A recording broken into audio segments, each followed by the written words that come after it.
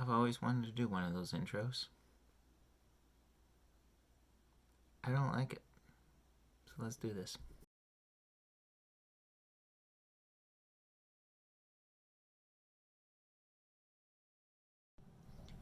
Hey everyone, welcome back to the channel. I'm going to start this video off with apologizing to everyone for the lack of RC content. There's not even an RC truck behind me. We have to fix this. But not right now. Reason for a lack of content. Well, as you may know or may not know, we live in Canada and it's the dead of winter. So previous 2 weekends, so we've had an ice storm on one weekend, we've had a snowstorm on another weekend, and this past weekend, well, it just didn't fit into my schedule, and it just didn't happen. So we will get back to the regular trail runs and all that eventually. So what's this video about? Well, I decided to break down how Trail Critter works. Now, in other videos you heard me talk about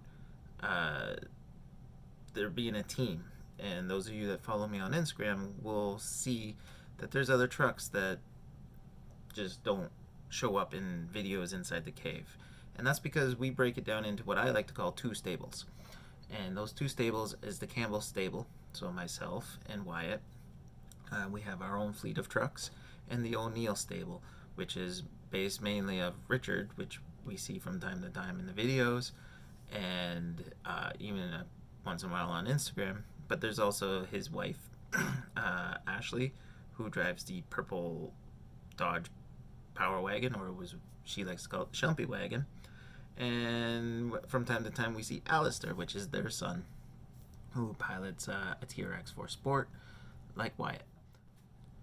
So I will try to make this video a little short and sweet. Don't want to get into like this whole blown out description, but RCing for me anyway started at a young age. I remember having those RC cars with were corded, the cord wire, whatever you want to call it, came out of the radio, and I guess you can call those radio controlled cars to an extent. But my fondest memory was having a Radio Shack Turbo Tiger that my grandparents bought me for one of my birthdays. I don't remember which one. I may have been 10 or 11. And I drove that thing everywhere, and I thought it was the greatest thing since sliced bread. Fast forwarding to 2009, I believe it was, I got my first hobby grade RC, which was the two-wheel drive Traxxas Slash, which I still own.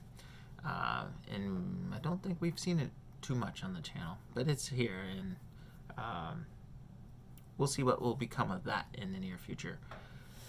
So for me anyways, passing on the hobby to my son is it's a pretty big deal to me. I think everyone should have a hobby, and well, what better way to bond with your kids, right? Get out on the trails, get outside, get away from those video games. Nothing against the video games, I do like those too. So with that said, my stable, the Campbell stable as I refer to it, consists of many trucks. We consist of the Viterra Ascender, which was my first crawler, the TRX4, TRX4 Sport, and the Element Enduro are the current fleet of crawlers, and that's the bulk of what Trail Critter does. We go crawling, we're on the trails, we're at scale events and stuff. And the O'Neill stable, well, that list is a much longer list than mine. There's a lot of trucks that we haven't seen.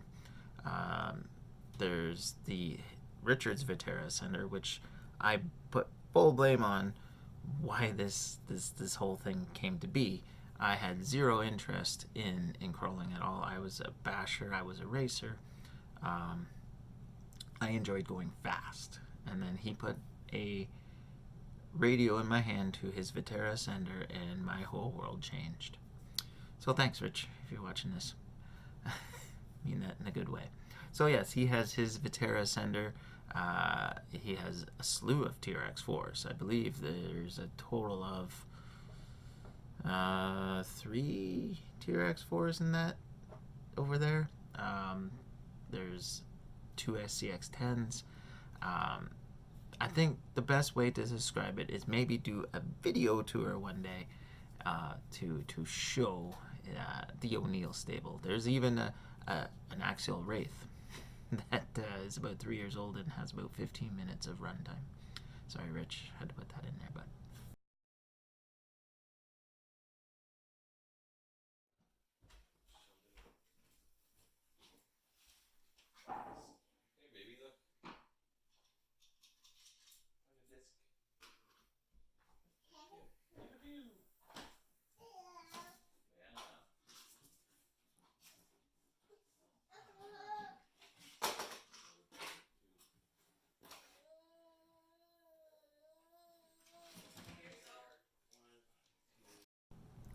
So why a team?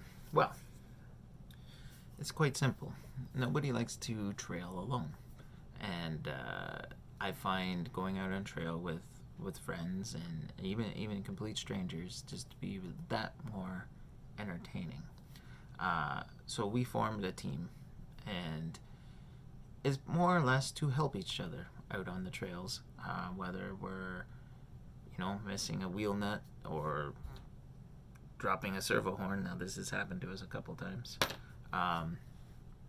We work together, and when it comes to events, the certain event, depending on where we are, it's always good to have that buddy that's gonna tip you back over or winch you out of a hard spot. So that's sort of why we formed this team. We were always guaranteed to, no matter what, go to the events together. It's very rare. I don't think we've ever actually gone to an event singly, at least not to date. So that's why we formed the team. We formed the team at, I believe our first event was the Extreme RC TTC. Even though the TTC is you compete against everyone, you're basically on a solo mission, but when it comes to keeping the trucks on the trails, we work together, even though we're technically competition in that. So, but I think that's the RC crawling community as a whole. So it's just that extra little assurance that we always have each other's back. And of course, there's other events we go to where we got to work in pairs or in tandem. You always have a partner. So we travel together as a team. We work together as a team. We operate on the trail together as a team. So when we are up at Bracebridge, for example, the first Bracebridge video, I should say, I'll put that little thing up here somewhere. It was just Rich and I. So our operation changed. We went to working as a pair, and we hit the challenges and obstacles. We worked together. However, when we have the young ones with us, so Wyatt and Alistair, you may or may not notice they're always in the middle.